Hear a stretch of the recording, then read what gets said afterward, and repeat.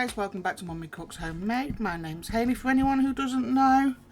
And this is Steve's cheese and tater pie.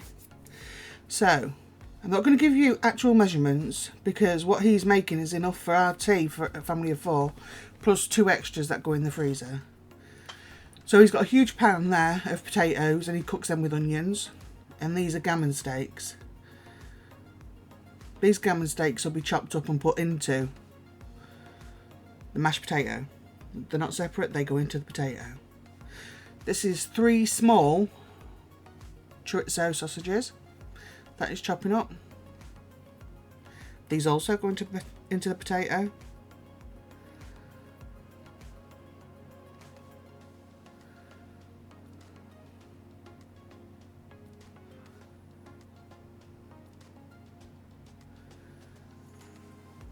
Right, so he's going to fry those.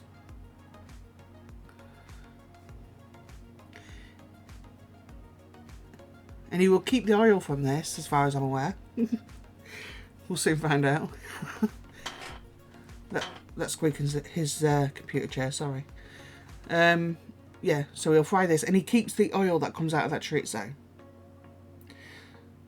Bear in mind, that small amount of oil that will go into the potatoes, and he's frying off the gammon there, he's chopped it up, look. He's got about 5 kilos of potatoes going, so yeah, it's not much oil really when you consider. So this is a salami. This we get from Lidl in this huge chunk, and it lasts us for ages, and it does no end of meals. This also goes into the mash. At this point you're probably thinking, what don't go into the mash? But this is what makes it taste so good.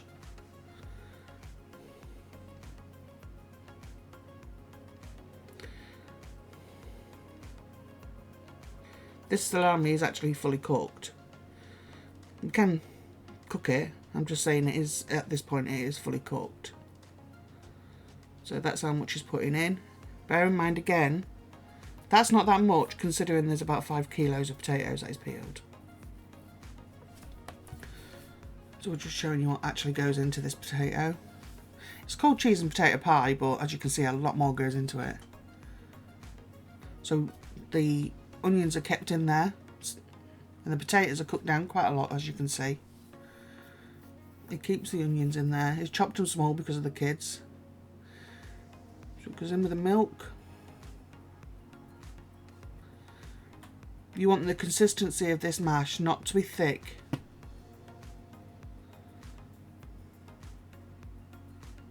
Because you don't want it when it comes out, because it's got to go into the oven to get that crispy cheesy top. So you don't want it to dry out in the oven, so you don't want it thick. Didn't take a lot to mash that.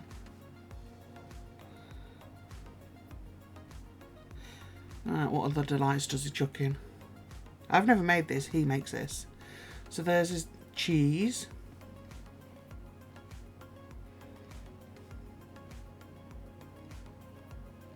You see, it's quite a lot of cheese. You probably won't make it in the quantities that we're making it. That's why I'm not giving quantities, he's just showing you how he makes it.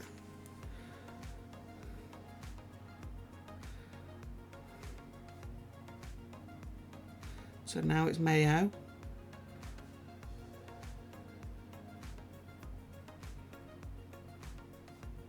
English mustard. And cream cheese.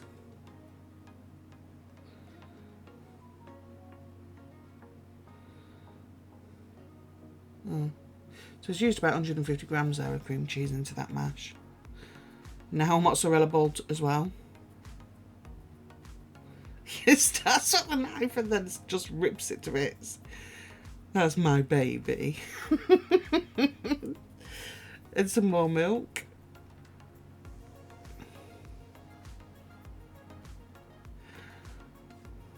I wish he hadn't used that mixer, you know. I wash them blooming whisk bloody things, what they're called. I don't know. The things that actually do the whisking. Oh, I'm trying to get the blooming mozzarella off that. Oh, that was fun.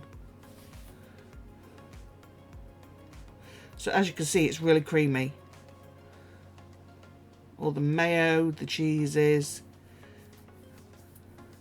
I mean, there's 3 types of cheese in there. You want it creamy. So thank you, Steve, for look at all that milk.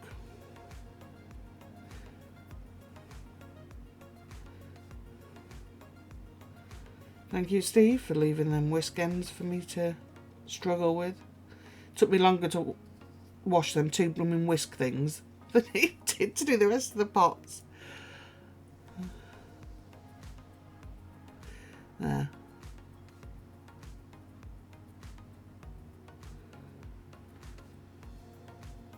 This is a bit of a process, which is why he makes so much, so that he doesn't have to do it again. You can see the cheese pull there. Look at that. Now that's a cheese topping. Look at that. Yeah, so he does. Right, so hang on, I'll tell you in a minute. So there goes the chorizo. There goes the salami. And oh no, that was gammon, that's salami. And he's making sure to show you that he's using the oil from the chorizo, because that oil is flavour, honestly guys. There's a lot of flavour. Don't put them in with the mixer, just mix it by hand. Otherwise it's just going to get stuck in the mixer. So now, imagine when you're eating all that cheesy mash, and then it's got the bits of chorizo and gammon and salami in there. Some good stuff, guys. So yeah, because it takes a while with the potatoes and everything, he does make enough that he does 1 for tea and there's 1 or 2 to go in the freezer. So bear that in mind. I mean, if you're a big family, this will do you probably 1 meal.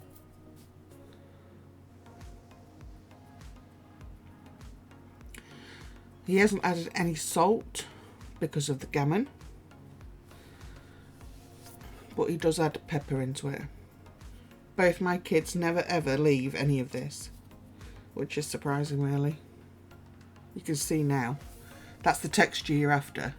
This is the one that we had for tea, for the 4 of us, this one. And all the rest goes to, goes into the freezer. And you can see all the chunks of meat and that in it. So that one is for tea. And there was plenty there for the 4 of us. The kids ate everything. Amy actually left her sausages and ate that. It's not spicy, even with the chorizo. My Amy wouldn't eat it if it was spicy. And some extra cheese on top, obviously, because you have to have that on top.